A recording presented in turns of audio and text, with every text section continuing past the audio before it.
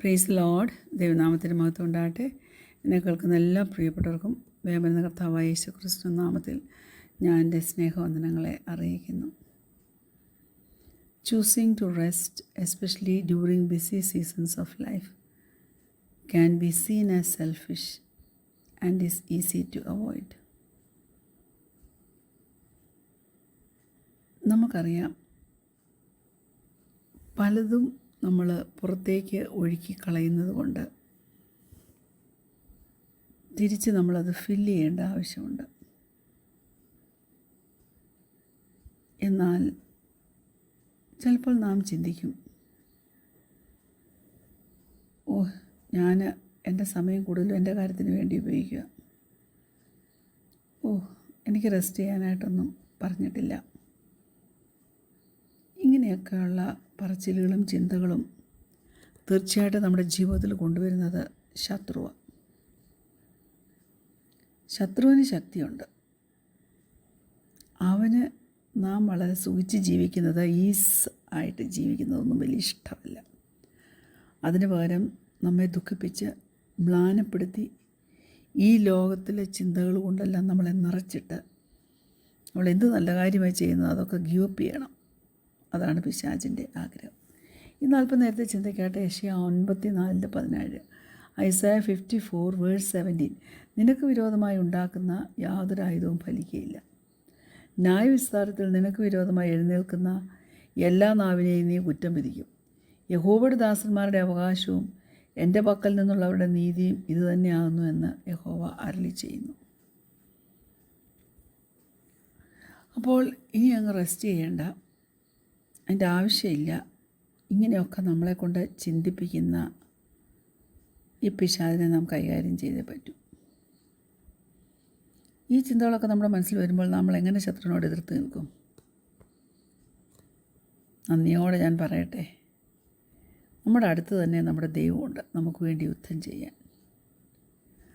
നമ്മുടെ പല കാര്യങ്ങളും അവനാണ് ഏറ്റെടുത്ത് ഹോണസ്റ്റ്ലി നമ്മൾ ക്ഷീണം കൂടാതെ കരം പിടിച്ച് നടത്തുന്നത്. അതിൻ്റെ അർത്ഥം നാം സകലത്തെയും മറന്ന് ശത്രുവിനോട് ഫൈറ്റ് ചെയ്യണം, ആക്റ്റീവ്ലി ഫൈറ്റ് ചെയ്യണം എന്നാണോ? ശത്രുവിനറിയാം അവൻ തോറ്റവനാണെന്ന്. He knows that Jesus has defeated death. മരണത്തെ തോൽപ്പിച്ചൊരു യേശു ഉണ്ടെന്ന് അവനറിയാം.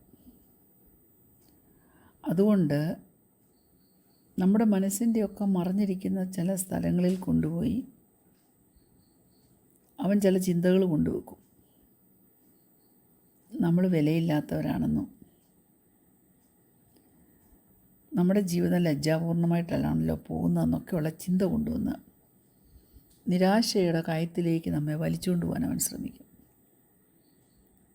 എന്നാൽ നമുക്ക് തിരിച്ച് യുദ്ധം ചെയ്യാനുള്ള ഏറ്റവും വലിയ ആയുധം, ദ ബിഗ്ഗസ്റ്റ് ടൂൾ ഏതാണെന്ന് ചോദിച്ചാൽ പ്രാർത്ഥനയാണ്. നമുക്ക് പിശാചിൻ്റെ മേൽ അതോറിറ്റി ഉണ്ട്.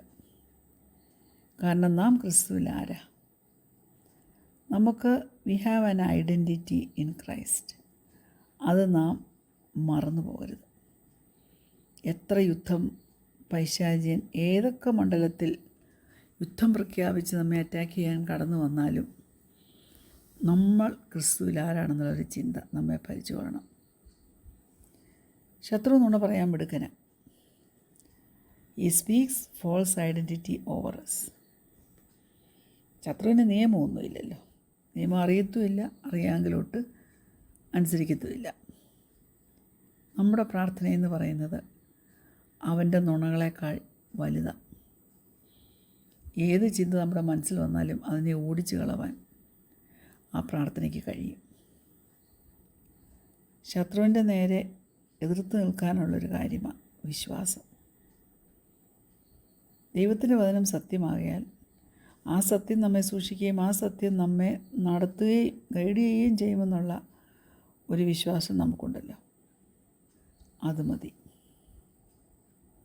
നമ്മുടെ മനസ്സിനെ മുക്കിക്കളവാൻ തക്കവണ്ണം ധാരാളം നുണകൾ പൈശാചിയൻ കൊണ്ടുവന്നാലും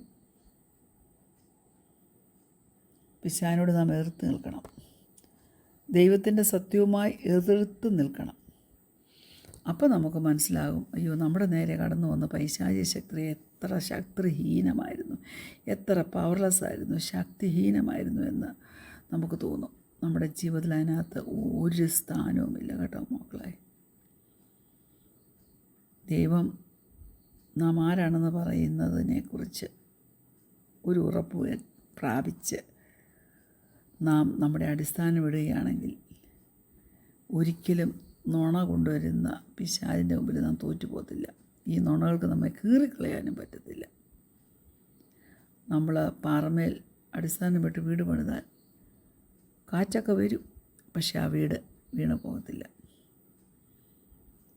God does not say our lives will be without storms or trials that will attempt to rob us of the life we are called to. അല്ലേ? യാതൊരു കാറ്റും കോളും കൊടുങ്കാറ്റും ഒന്നും ഇല്ലാത്ത ജീവിതമാണ് നമ്മുടെ എന്ന് ദൈവം നമ്മോട് പറഞ്ഞിട്ടില്ല. പക്ഷെ ദൈവം നമുക്ക് തന്നിരിക്കുന്ന ടൂൾസ് ഉപയോഗിച്ച്, ഉപകരണങ്ങൾ ഉപയോഗിച്ച്, ആയുധങ്ങൾ ഉപയോഗിച്ച് നമുക്ക് ക്രിസ്തുവിൽ തന്നെ നിൽപ്പാൻ കഴിയണം. നമുക്കെപ്പോഴും സുരക്ഷിത സ്ഥാനത്ത് നിൽപ്പാനുള്ള കൃപ ദൈവം തരും.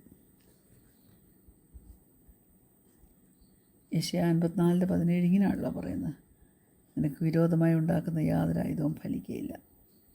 ന്യായവിസ്താരത്തിൽ നിനക്ക് വിരോധമായി എഴുന്നേൽക്കുന്ന എല്ലാ നാവിനെയും നീ കുറ്റം വിധിക്കും.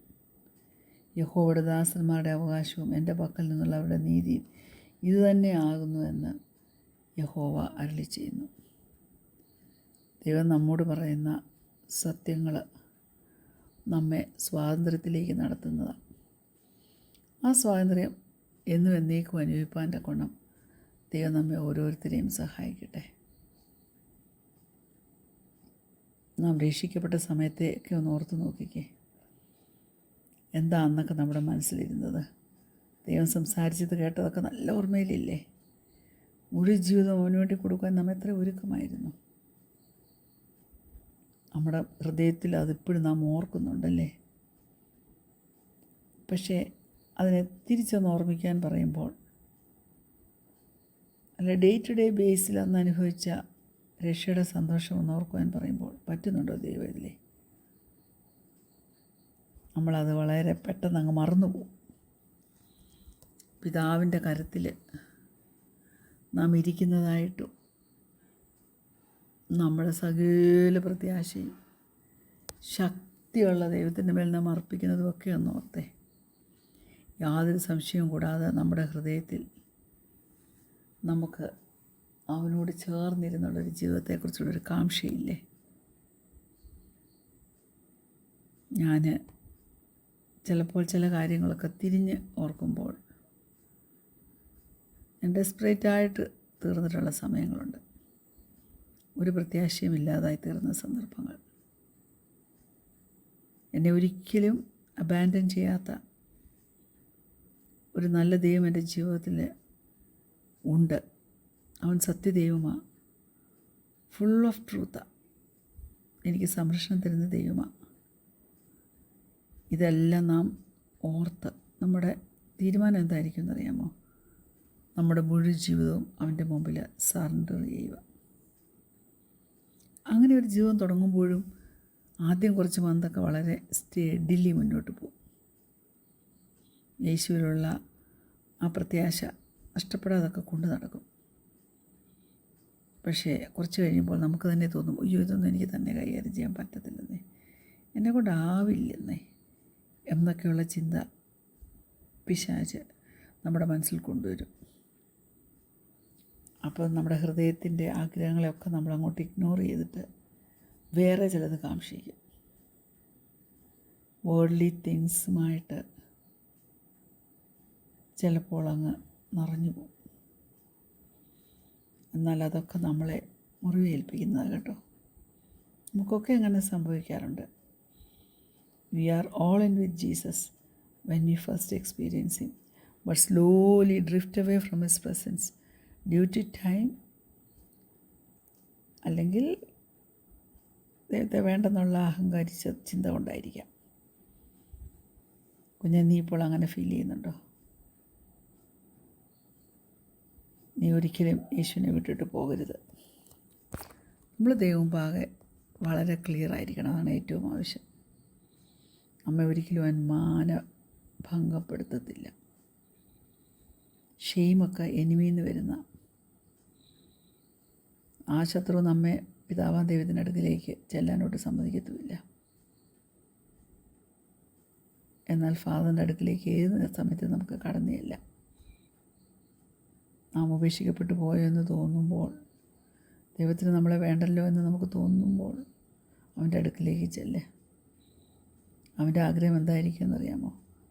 അവൻ നമ്മെ കാത്തിരിക്കുമായിരിക്കും. നാം അവനോട് അടുത്തിരിക്കുന്നതായിരിക്കും അവനിഷ്ടം.